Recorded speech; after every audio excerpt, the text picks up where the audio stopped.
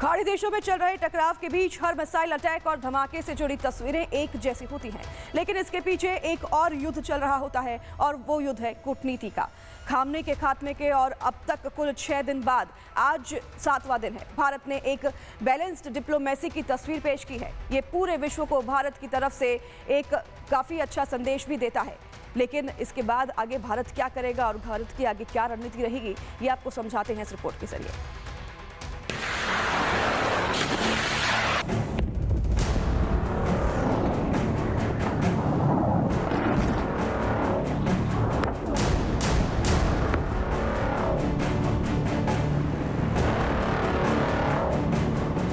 चौतरफा हमले कर रहा और चौतरफा हमले सह रहा ईरान के साथ फिलहाल कोई नहीं।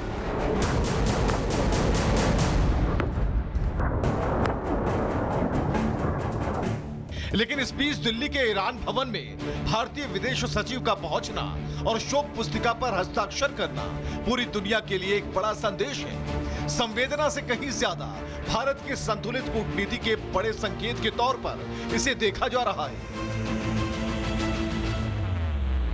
सवाल है, क्या भारत के इस कदम से अमेरिका और इजराइल पर कोई असर होगा या इसे नेचुरल डिप्लोमेटिक प्रोटोकॉल माना जाएगा? सवालों के साथ भारत ने एक बार फिर यह संकेत दिया है। पश्चिमी एशिया की राजनीति में उसकी नीति साफ है।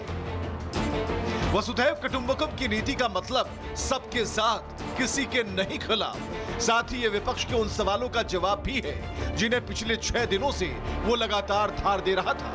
अगर रिश्तों की बात की जाए तो ईरान और भारत के जो रिश्ते हैं अहम हैं। भारत का सबसे अहम प्रोजेक्ट है चाबहार पोर्ट। चाबहार भारत के लिए व्यापार का गेटवे है। भारत ईरान ट्रेड लगभग $2 अरब का है। चाबहार पोर्ट एक रणनीतिक प्रोजेक्ट भी है।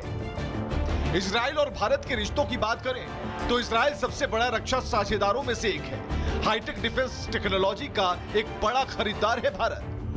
यूएस भारत की बात करें तो यूएस के साथ भारत की रणनीतिक साझेदारी है। इंडो पैसिफिक रणनीति से लेकर डिफेंस तक की साझेदारी है। जो अभी विक्रम मिस्त्री गए हैं ईरानी दूतावास पे आयतुल्लाह अली खमेनी की डेथ पे कंडोलेंस पे करने, इसको बैलेंसिंग एक्ट की तरह देखिए विपक्ष बनाने की कोशिश कर रहा है। इसको बोला जा रहा है कि पॉलिटिकल डिबेट की तरह बनाने की कोशिश की जा रही है। बट ये बहुत एक रेगुलर, हम कहेंगे कि डिप्लोमेटिक स्टैंड है जो भारत हमेशा से लेता आया है। जहां तक ये बात रही कि इससे नाराज तो नहीं होंगे, अमेरिका नाराज तो नहीं होगा, इजराइल नाराज तो नहीं होगा। देखिए, भारत एक ऐसा देश है जिससे विश्व के सभी लीडर्स बात करते हैं। अगर यही बात होती तो माननीय प्रधानमंत्री मोदी जी जब यूक्रेन भी गए थे, उसके बाद जो अजीत डोभाल जी हैं वो रशिया भी गए, उन्होंने सारी बातचीत बताई जो यूक्रेन में उनकी हुई है।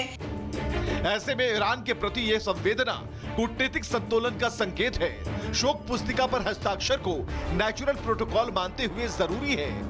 अमेरिका या इजराइल इस पर कोई रिएक्शन देंगे, लेकिन इस बात से इनकार नहीं किया जा सकता कि पश्चिमी एशिया में बढ़ते तनाव के बीच भारत ईरान के रिश्तों का लेवल क्या है, इस पर सबकी नजरें टिकी होंगी।